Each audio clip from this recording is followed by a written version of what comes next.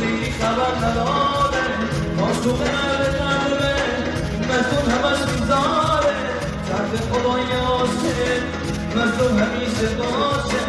دیگه چرا رو قلبه مجنون نمکی باشه دیگه چرا رو قلبه مجنون نمکی باشه